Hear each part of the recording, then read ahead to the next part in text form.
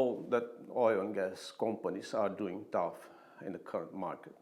The issue that we need to see is what can be done. In order to be competitive, operators have to increase the production, but and overall, most of the companies are looking into how to reduce the costs, OPEX and CAPEX costs. There are basically three ways that companies can reduce costs. One involving people, process, and technology. The first thing that companies do is to cut headcount, cut people. So reduce the manpower, and also looking for eliminate some expensive consultants or some other service providers that involve the personnel. So that is the first thing that companies do.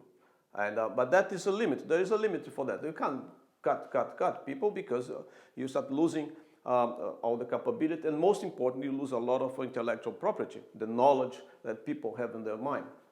The second aspect of it is technology, and technology is to use cheaper rigs or cheaper equipments that will reduce, or non-essential equipments that will reduce the overall costs. And the third one is in the process. So process how we do every single operation.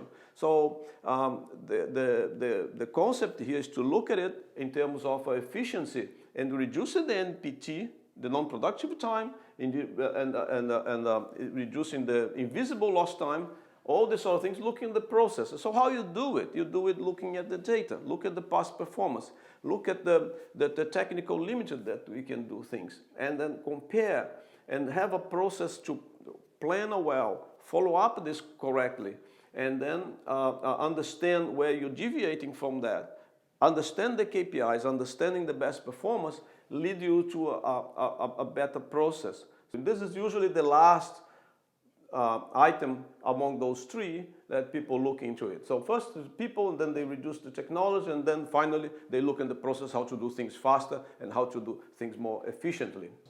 And this is the example that comes to my mind is the low-budget airlines. How they did it is they, compared to the normal airlines, they kept the same type of people. So the pilots, the flight attendants, the ground personnel, they all trained and up to the standard of same other airlines. There is no much difference on that. They can't make it cut corners in terms of people skills and abilities. And also in technology, they are using the new planes, the Boeings and Airbus and all these other companies, they are using the same type of airplane. So they are not reducing costs in terms of technology. What they have done is to reduce the overall cost in terms of a process.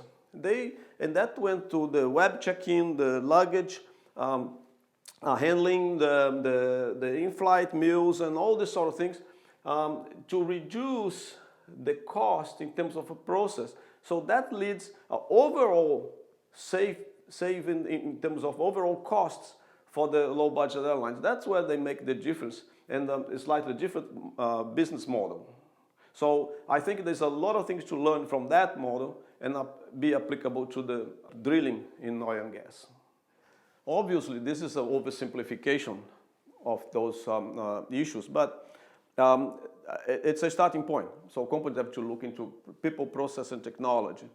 In addition to all of this, we cannot leave behind important aspects such as safety and the quality of the well. I mean, the result of a well that we have drilled has to be in the good quality, and the whole operation has to hang in the safety. So they are beyond all those three aspects, but they are imperative and very important aspects.